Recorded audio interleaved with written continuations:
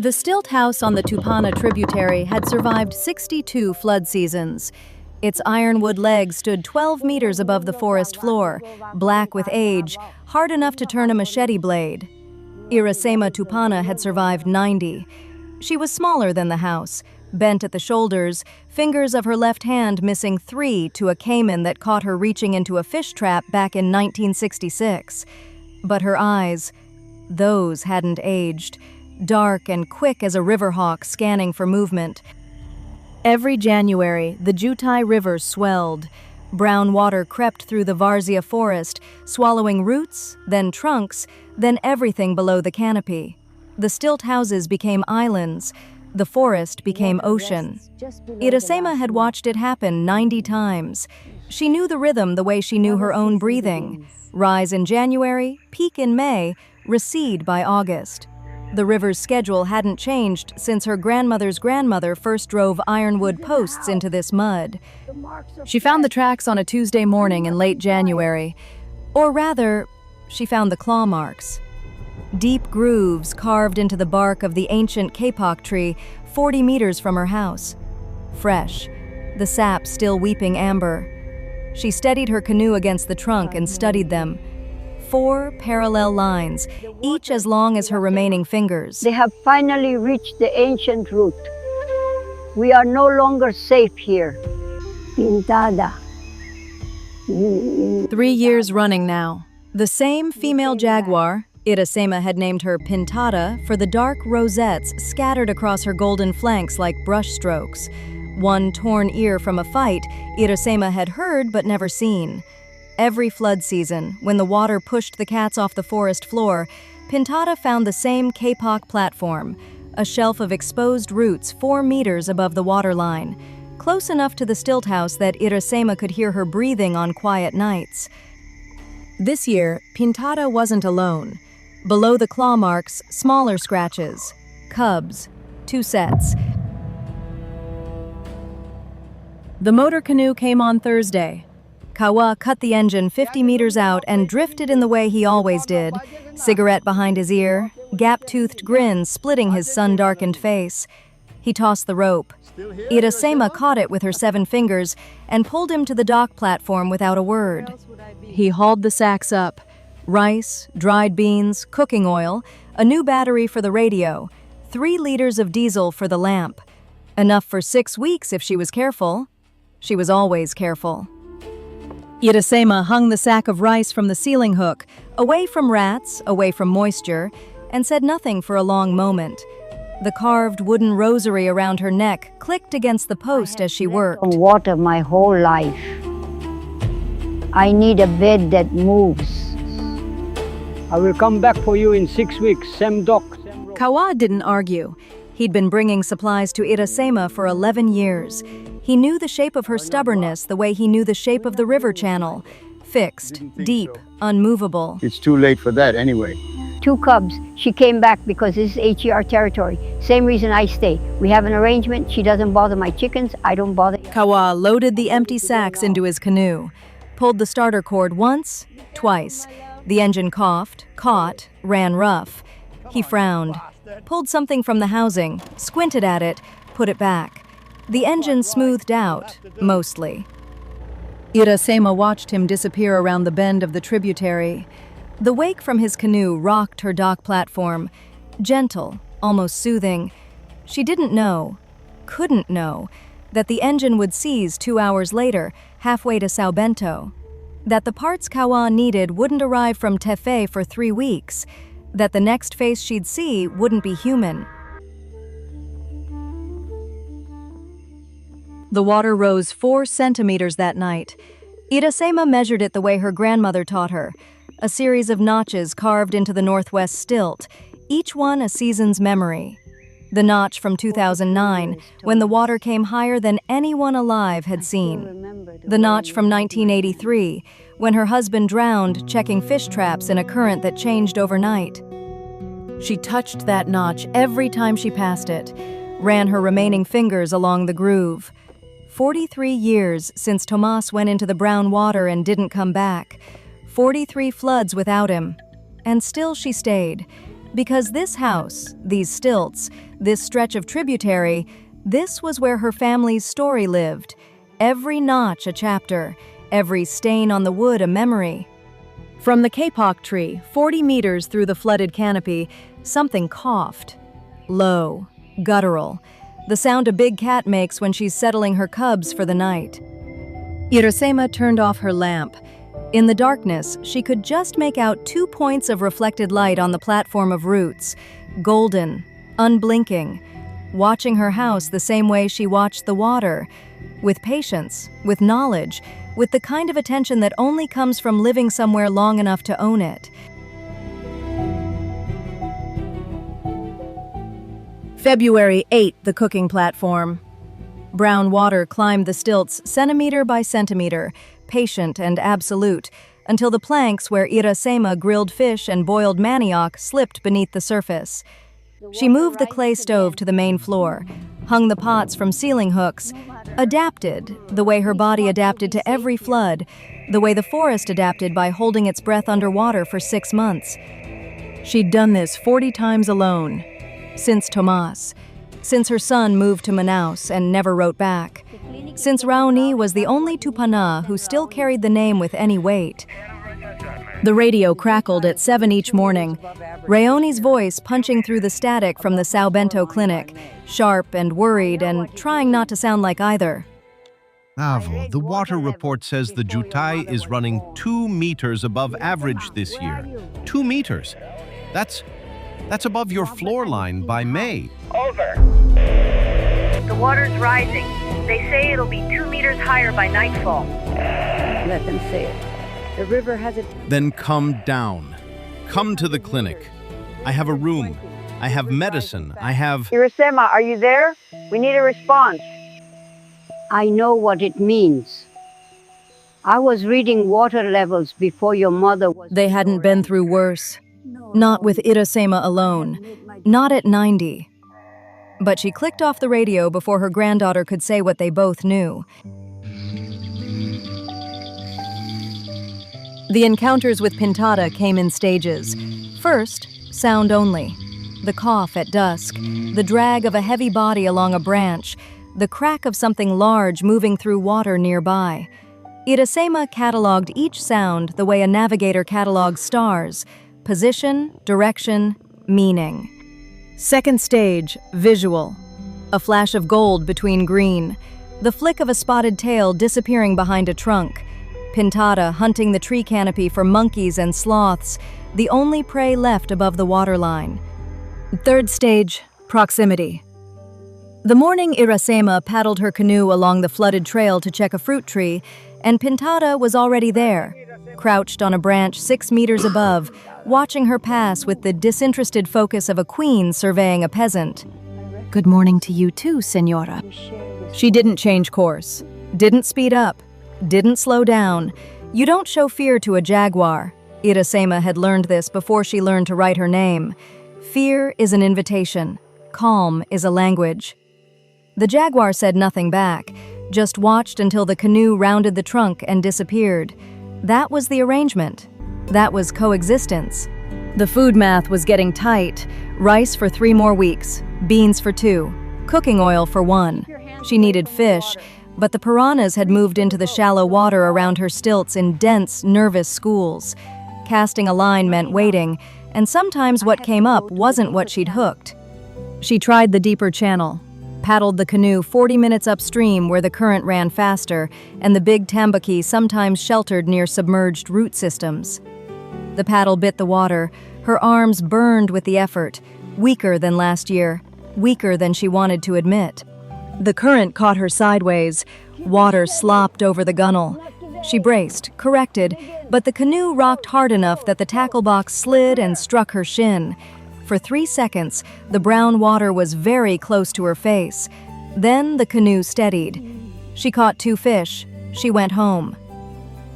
She didn't tell Raoni about the current. She didn't tell Raoni that the cooking platform was gone. She didn't tell Raoni that her left hip had started to ache in a way that wasn't muscle, deeper in the joint, in the bone. What she also didn't know, in Sao Bento, A fisherman named Davi had told Kawa's wife that the engine was finished, seized solid.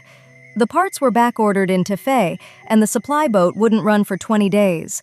No one was coming up the Tupana tributary. The radio couldn't tell her this. Kawa didn't have a radio. The information sat in São Bento like water behind a dam, there, heavy, waiting. The night of February 19th, Iracema woke to the sound of claws on wood. Not distant, not from the kapok tree, from her platform. She lay rigid on her sleeping mat, eyes open in the blackness, every sense firing. The scratch drag of padded feet on planks, heavy, deliberate, 3 meters from where she lay, maybe less. Her hand found the lantern, her fingers found the match.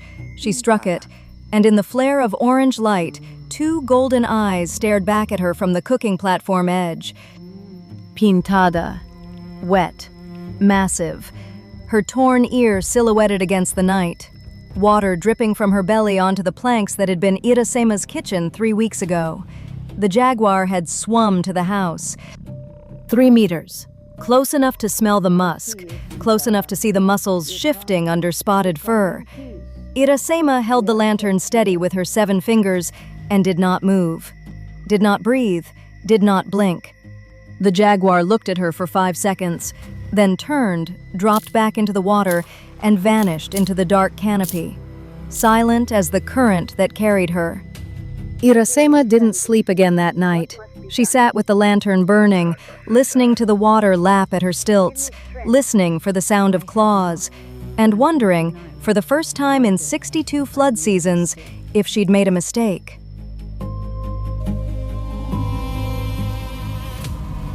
March came with rain that didn't stop. Not the usual afternoon downpours that cracked open the sky and drained in an hour. This was a wall of water, steady, gray, relentless. The kind of rain that turns the air itself into river. Iracema sat in the center of her floor, the driest spot, and listened to the thatch roof strain under the weight. The water had risen another 40 centimeters. The notches on the stilt told her this was the highest march she'd seen since 2012. 4 months still to go before the peak. She watched Pintada from the window. The Jaguar had adapted, same as Iracema. Pintada hunted at dawn now, swimming between trees, pulling herself onto branches with those massive forepaws, waiting motionless until a capybara or sloth came within range. The cubs stayed on the kapok platform, fat, clumsy, tumbling over each other in the root cradle. They were maybe 4 months old, big enough to eat meat, small enough to drown in a strong current. And watching Pintada drag a fish up to her cubs one morning, something shifted behind Iracema's ribs. Not fear, not awe, recognition. 2 females, both old for their kind. 8 years for a wild jaguar was past middle age. 90 for a ribeirinha was deep into borrowed time. Both refusing to leave territory they'd claimed with decades of presence. Both protecting something. Iracema, her house, Pintada, her cubs. Both too stubborn to go somewhere easier. We're the same, aren't we, Pintada? 2 old women too proud to run from water. Just like you. The next morning, Iracema gutted the 2 tambaqui she'd caught and threw the heads and guts over the railing toward the kapok tree. Not close enough to encourage the Jaguar onto her platform again. Close enough to float within reach of the cubs. She watched the smaller cub, the braver one, paddle out and drag a fish head back to the roots. Pintada watched from above, amber eyes tracking the cub, tracking the floating scraps, tracking Iracema at her window. The Jaguar didn't come to the house platform that night, or the next, or the next. An arrangement. Evolved. Iracema shared her catch. Pintada kept her distance. 2 matriarchs negotiating territory the way their ancestors had for 10,000 years. Not through violence, but through understanding, through paying the tax of coexistence. The storm hit on March 14th. Not rain, storm. wind that bent the canopy sideways and turned the surface of the floodwater into white chop. The stilt house groaned. The palm thatch, 60 years of layered fronds, replaced section by section every dry season, tore open on the northeast corner. Water poured in, not from below, from above. The One Direction Iracema's house wasn't designed to fight. She had to climb. The ladder to the roof was built for someone with 10 fingers and young hips. She gripped the first rung, pulled herself up. The second rung, rain hammered her face. Wind tried to peel her off the wood. Her left hand, the one with 7 fingers, the one the Cayman had reshaped 60 years ago, couldn't grip the wet rung. Her palm slipped. Her right hand compensated. She reached the third rung. The fourth rung broke. Her body weight shifted. Her right hand couldn't hold alone. She fell backward off the ladder, 3 meters onto the floor of her own house. Her left hip struck the edge of the clay stove. The sound she made wasn't a scream. It was the sound of air being forced out of lungs that had no more air to give.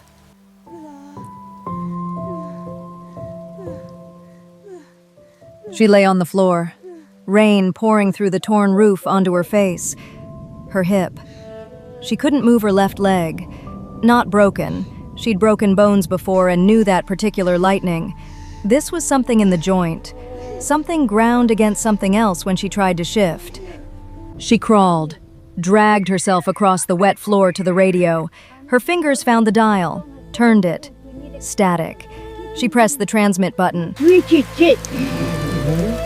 Just a little further. The static ate her words. The battery, the new battery Kawa had brought, was draining. The lamp had been running all night, pulling from the same source. I can't. My hip. I need. Calling out. Is anyone there? The red light on the radio flickered, then went dark. The transmission cut to nothing. The rain kept falling through the torn roof. The water kept rising beneath the floor. Iracema lay on her back, staring up through the hole in her ceiling, at a sky the color of wet concrete, her hip locked, her radio dead, her house wounded above her, and the river rising below. From the kapok tree, 40 meters through the rain, Pintada's cough cut through the storm. The cubs answered with high, thin cries. And nobody was coming. Not Kawa, not Raoni, not anyone. The tributary was empty of everything except water, and the woman who refused to leave it, and the cat who'd made the same choice. The longest night of Iracema Tupana's 90 years didn't come during the flood of 2009, when the water touched the floor and she slept in a hammock slung from the ceiling. It didn't come the night Tomas went into the river and silence came back instead. It came on the 15th of March, in a house with a torn roof, with a dead radio, with a hip that wouldn't hold her weight. The water beneath her floor had risen another 8 centimeters. She could hear it touching the underside of the planks, a soft, patient lapping, like a tongue tasting wood. She spent the night organizing what she could reach from the floor. The water jug, half full, 2 dried fish from the ceiling hook, pulled down by swinging a paddle at them, the carved wooden rosary around her neck, her knife, a folded piece of cloth she pressed to the roof gap to slow the rain. She talked to the house. Not for the first time. She'd been talking to these walls for 43 years without Tomas. But tonight, she spoke differently. Not instructions, not complaints, gratitude. You held me through 62 floods, old house. You held my children. You held their children. If this is the last one, you did enough. You did more than enough. Dawn came gray and wet. The rain had eased to a drizzle, but the water hadn't dropped. Iracema dragged herself to the window edge. Her hips screamed with each movement, a deep, grinding protest that made her vision white at the edges. She gripped the window frame with her right hand and pulled herself up enough to see out. Pintada was on the cooking platform. Not passing through. Not investigating. Sitting, the way a domestic cat sits on a porch, forepaws together, tail curled around her flanks, that torn ear cocked toward the house. The cubs weren't with her. She'd left them on the kapok tree and come alone. 3 meters, the same distance as February's encounter. But this time, Iracema was on the floor, unable to stand, unable to run, unable to do anything except look back. The Jaguar weighed maybe 70 kilos, the most powerful bite force of any cat on the planet, strong enough to crack a caiman's skull, strong enough to puncture a turtle's shell. One lunge would cover the distance between them before Iracema could raise her knife. But Pintada didn't lunge. She sat, and she looked at Iracema with those amber eyes that held no hunger, no aggression, no fear, just attention. The focused, unhurried attention of one creature acknowledging another.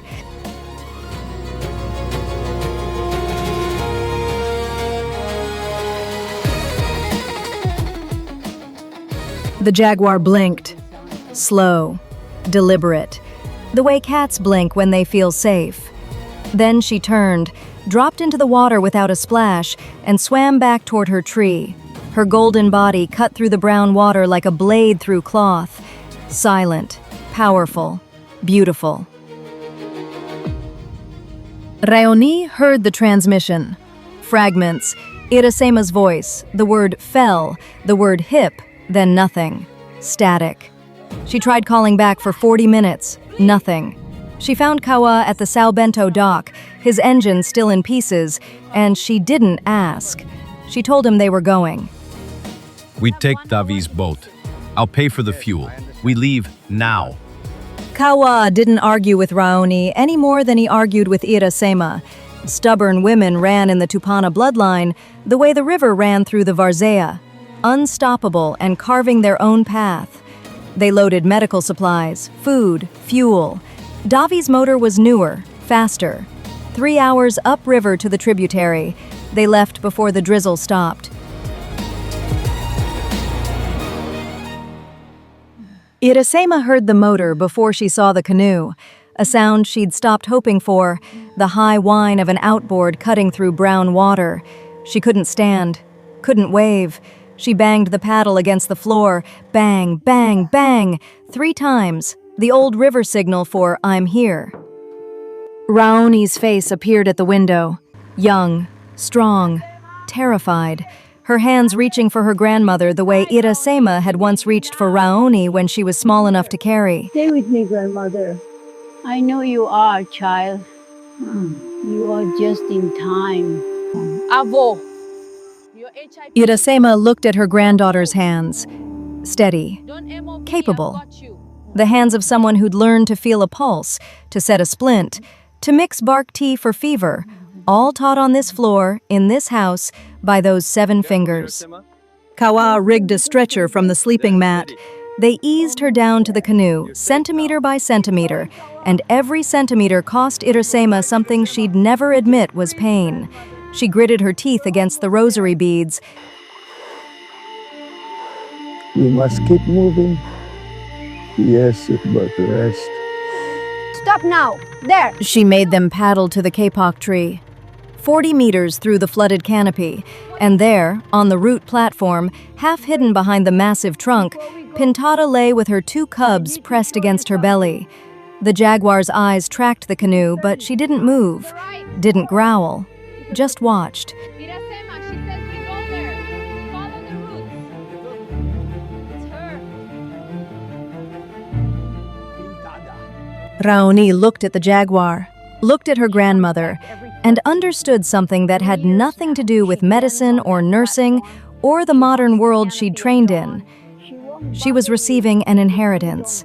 Not the house, not the stilts, not the thatch roof, the knowledge. Where the Jaguar dens, when the water peaks, which bark cures fever, how to read a current by the way light moves on its surface. The house will be fine. Pintada can use the platform until the water drops. Consider it rent. She's a better tenant than your uncle ever was. Kawa almost smiled. Raoni didn't. She held her grandmother's hand, the one with 7 fingers, and didn't let go until they reached Sao Bento. Before they left the tributary, Iracema asked them to stop one more time. She unhooked the carved wooden rosary from her neck, the one her mother had carved from ironwood, the one she'd worn every day for 60 years. She hung it on the post by the window, the post where she'd measured the water every evening, the post scored with notches going back 3 generations. A piece of herself, left behind, not lost, placed, the way you place a seed in soil you trust. The canoe pulled away. Iracema didn't look back. She'd told herself she wouldn't, and she didn't. But Kawa, who sat in the bow watching the wake, saw what happened after they rounded the bend. Pintada climbed onto the cooking platform, settled there, heavy and golden, with the 2 cubs tumbling after her. The carved rosary swung gently from the post above the Jaguar's torn ear. The stilt house, 62 flood seasons old, ironwood legs black with age, stood over the water the way it always had, holding, enduring, sheltering whatever came. The river gives and the river takes. Iracema had always said that, but sitting in the back of Davi's canoe, headed toward a clinic bed that didn't move with the water, she understood the rest of it now. The river also passes on. The water that floods the Varzea in January feeds the soil that grows the crops in August. The knowledge that fills one generation flows into the next. The stilt house that sheltered a woman for 90 years shelters a jaguar and her cubs now. Nothing is lost. It just changes form.